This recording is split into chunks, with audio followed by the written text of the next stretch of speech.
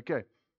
His carnal desires. Now, when I say that, I don't mean that Jesus succumbed to any of human desires. The word says he was tempted, and we just read it. But because he prevailed through that tempted, he has got empathy with us. He doesn't get tempted like that anymore. That flesh body there is no carnal desires. And the last one is human weakness.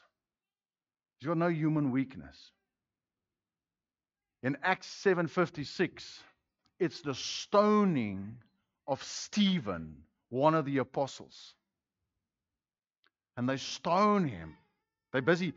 And he's talking. And he looks up and he says, "Behold, I see the heavens opened and the Son of Man standing at the right hand of God." You know what the next verse is? The people ran out.